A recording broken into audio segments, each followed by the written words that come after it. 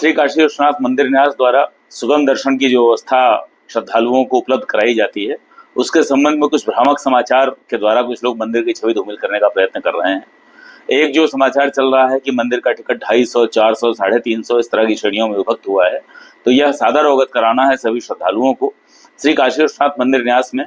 पिछले लगभग 1.5-2 वर्ष से यह व्यवस्था लागू है कि जिन लोगों को शीघ्र दर्शन करना होता है उनके लिए 300 रुपए का एक सुगम दर्शन का टिकट प्रारंभ किया गया था, जिसे बाद में 250 रुपए का कर दिया गया था और 250 रुपए का वह टिकट अलग से उपलब्ध है। इसके अतिरिक्त यदि कोई व्यक्ति रुद्राक्ष माला लेना चाहता है तो बाजार में जो भी माला लेने जाते हैं उससे कम मूल्य में सब्सिडाइज्ड रेट पर 100 रुपए में श्री काशी विश्वनाथ के भक्तों के लिए रुद्राक्ष माला उपलब्ध है। इसके अतिरिक्त 50 रुपए का एक छोटे प्रसाद का पैकेट भी उपलब्ध है। जो लोग यह तीनों सामान लेना चाहते हैं अथवा इनमें से कोई 2 चीज लेना चाहते हैं, कोई एक चीज एक्स्ट्रा लेना चाहते हैं, तो उसका शुल्क सुगम दर्शन टिकट के अतिरिक्त होता है। यह कोई नई व्यवस्था नहीं है, यह व्यवस्था पहले से चली आ रही है। हमारे मंदिर न्यास के अधिकारियों से अथवा कर्मचारियों से बात करने के आधार पर बिना किसी पूर्व सूचना के अथवा बिना एक फॉर्मल, जिसको कहते हैं कि औपचारिक रूप से बातचीत किए, कोई आधिकारिक बयान बिना प्राप्त किए इस तरह के समाचारों को प्रकाशित करना निश्चित रूप से केवल और केवल ऐसा प्रतीत होता है कि मंदिर न्यास की, मंदिर प्रशासन की